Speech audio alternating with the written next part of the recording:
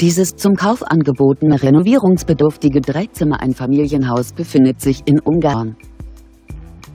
2004 wurde dieses Objekt erbaut. Es hat 2 Schlafzimmer und ein Badezimmer.